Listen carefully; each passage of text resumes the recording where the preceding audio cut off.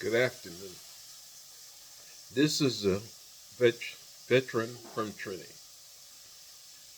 I when I started this channel, my intention was never to really discuss politics because it's a very touchy subject. Politics, along with religion, is a very touchy subject with people, and I was trying not to get anything political or religious. But these are something as a veteran I I couldn't help myself. I had to discuss it. Okay, as you know, I integrated to United States approximately 60 years ago in 1962, and we migrated from Trinidad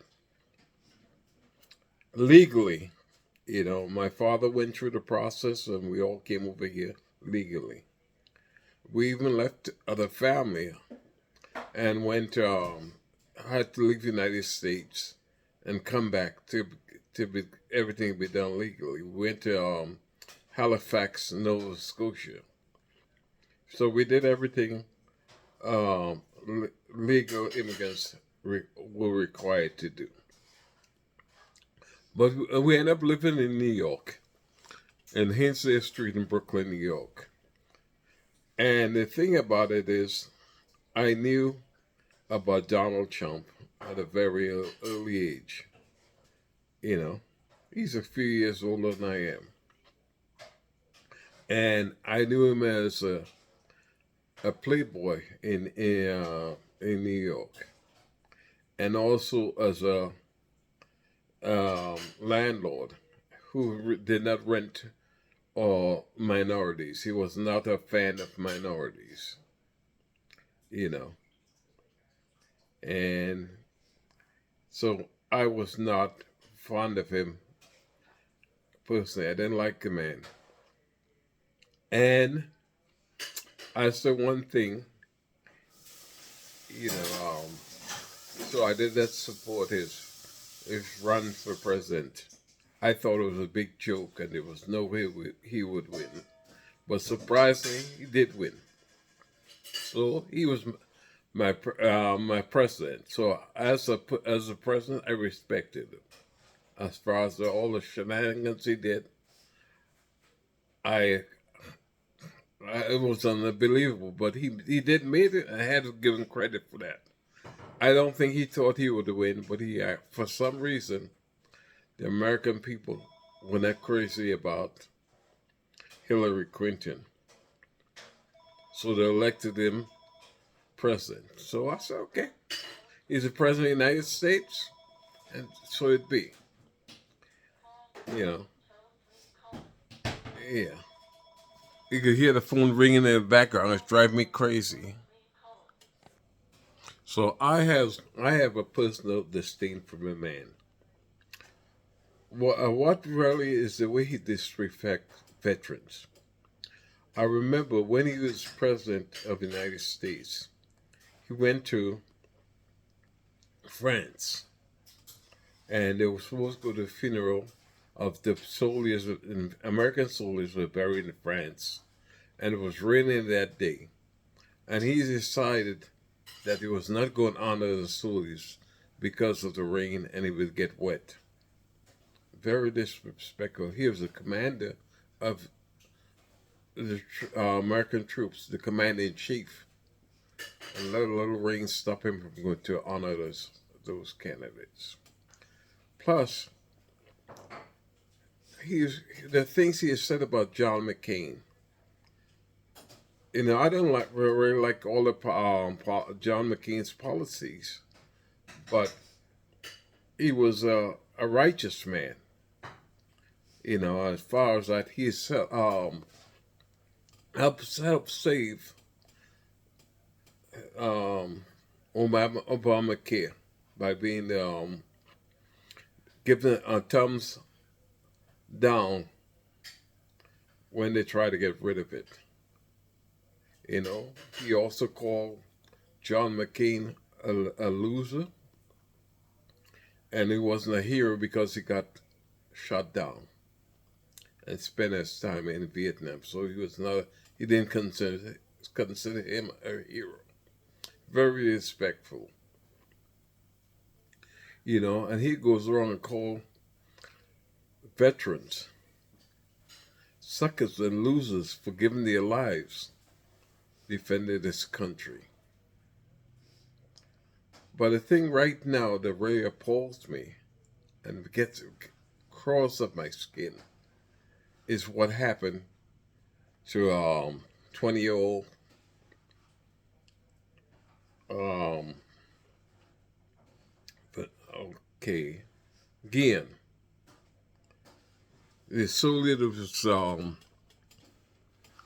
Vanessa Guillen.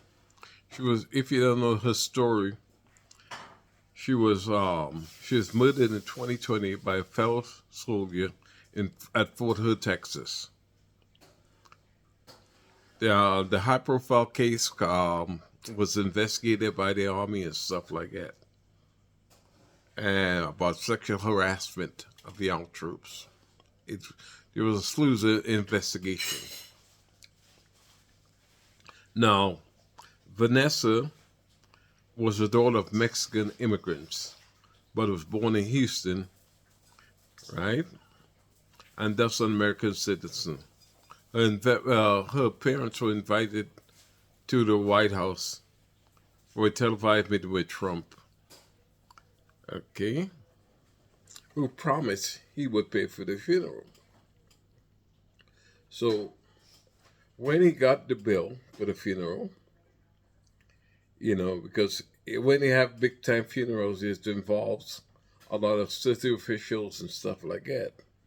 So he promised that he would pay for the funeral. When he got the bill was $60,000. $60,000. That's a lot of money for a funeral. Any kind of funeral, that's a lot of money. But Trump was enraged by the funeral costs. So he made a statement, alleged statement, that he would not pay. No Mexican was with no effing Mexican. Wow, yeah. As I was saying, when Trump was informed that the funeral cost $60,000, he basically said, and that's not funny, it doesn't cost $60,000 to bury a effing Mexican. He reportedly told his chief of staff, Mark Meadows, don't pay it. Okay? Of course, Trump spokespeople have denied it, that it ever happened. But so they found out that they never paid their bill. It's the family said that the funeral was actually paid for by donations and the U.S. Army. So Trump never paid the bill. So, he never got on TV and said that to the people. He never let the people know that. But as a veteran, it's very disheartening. This man is a commander-in-chief. You should show respect to veterans. It's a shame that you serve your country, as a young lady was doing. It's unbelievable. Gosh, I'm angry that so many minorities are supporting this man. I can understand. I can see the point. They want to teach the Democratic Party a lesson. But let me tell you something. This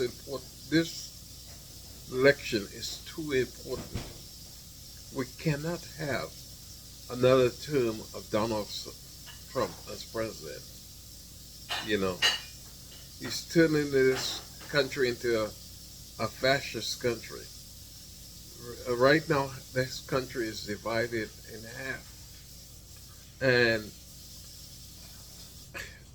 I could see in November, a couple of weeks from now, we might have all kind of riots and stuff like that. You know, so people, when you go out and vote, think Want something to eat or no? think about this. Think about this. Do we want to live in a country with a dictator? So think and vote. Vote.